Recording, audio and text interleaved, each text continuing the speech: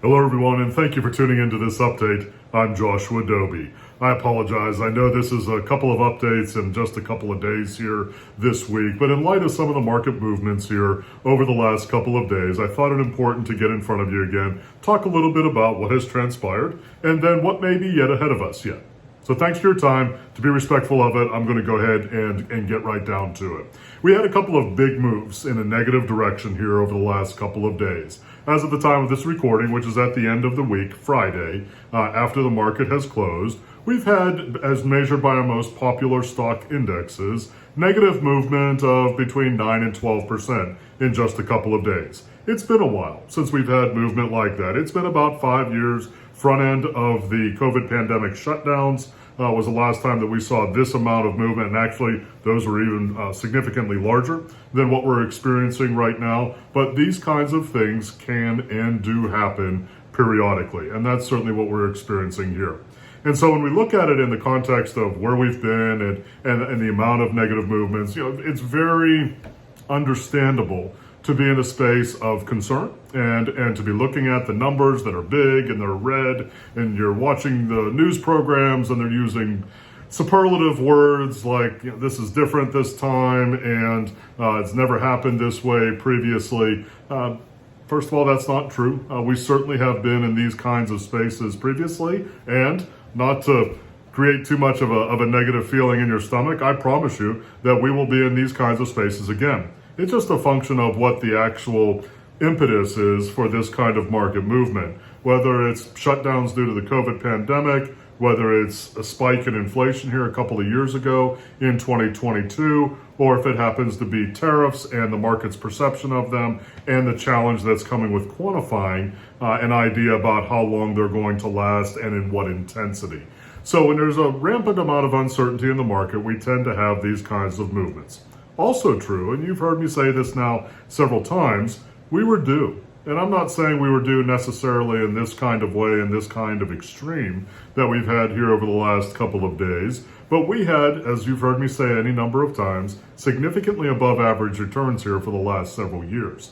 At a certain point, we know there's going to be a reason, don't know what it is, but there's going to be a reason for us to have, at least in the short run, some below average returns. Not saying that that's where we're going to be right now. Even with today's more exaggerated movements, we're not talking about huge declines year to date in the markets. We are talking about pretty normalized kinds of moves. We're not seeing rampant panic selling or unnaturally high volumes. We're seeing actually a pretty, let's call it predictable sort of market rotation, where there tends to be selling of the more aggressive names in the stock market and buying of U.S. Treasuries, which is sometimes, and oftentimes, frankly, considered to be the safest of assets. That's really what we're seeing here. So as we're seeing the markets on the aggressive end especially, and today pretty much everything sector-wise sold off, we're seeing more buying in U.S. Treasuries, which is causing those yields to fall. That's what happens when there's a higher price or a higher buying intensity in the secondary market for U.S. Treasury bonds and any kind of bond, frankly. So that's what we're seeing right now. So then the big question is, all right, well, what do we expect going forward?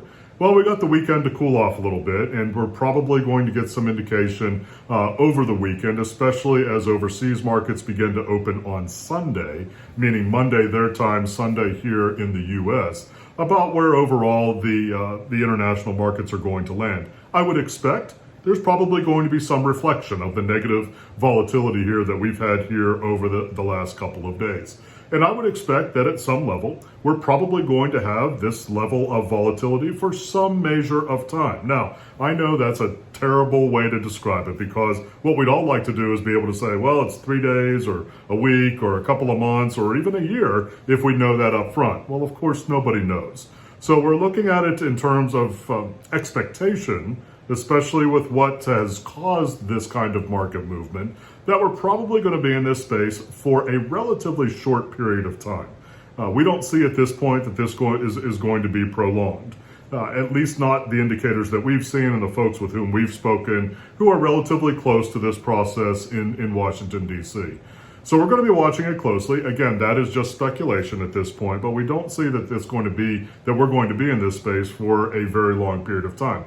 Probably at some point we will start to get announcements in a different direction, meaning all of the announcements that we've had at this point are about the imposition of tariffs and about retaliatory tariffs that certain countries, most recently China, have announced against American goods. Well, at a certain point, that becomes completely counterproductive. I mean, think about it. If all we keep doing are raising tariffs in a retaliatory kind of way, nobody wins. It's a no-win kind of situation. So at a certain point, there is going to be more negotiation. There's going to be more discussion about coming to some space of resolution. As that happens, we probably will have a calming down of the markets. I'm not saying necessarily that they're going to go straight up. That may happen, especially as certain announcements are made. But I would anticipate we're going to have quite a bit of up and down movement here as we're bouncing through this time, looking more like a heart monitor than waves on an ocean. So they're going to be quite a bit more jagged, both in a positive and a negative direction. But a couple of things that you definitely want to keep in mind, and this is just history playing into it now with what I'm saying here next. It has never been a good idea to make unnaturally rash decisions based upon things that have happened over the course of a couple of days or a week or even a month or two. Generally speaking, those kinds of things, when they happen, are exaggerated moves, sometimes in a positive, and in this case, in a negative direction. It has never been the case where it has made sense, again, to make drastic changes in your strategy based upon those relatively short-term phenomena. Now, if we have change in trend, and you hear us say this a lot, if we have change in trend, you may want to tweak your plan to take advantage of that longer-term trend. But for these relatively short-term items, again, I'm looking back at the inflation spike in 2022, certainly the COVID pandemic shutdowns that we had in 2020, significant negative markets that we had in 2018, and you keep going back further and further, and there are a number of different instances to which we could point where it made sense, especially with relatively short-term phenomena, to stay the course and to keep your strategy in place. Now, does that mean that after a rebound, it could make sense for you to make some tweaks? Sure. But to do so right now, generally speaking, is counterproductive.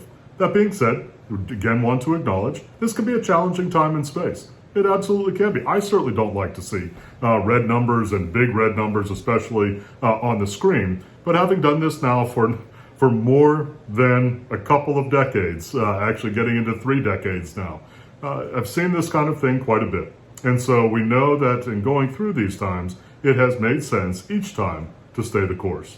But at any time, if you'd like to reach out to us, chat, trading emails, talking on the phone, Zoom calls, in person, I'm always happy to do that. We here at North Main Financial Group always enjoy hearing from you and happy to help in any ways that we can and even talk through what kind of stuff is just blasting through our news airwaves at this time. So please feel free to do that. And until that next time that we chat, I'll look forward to talking with you soon.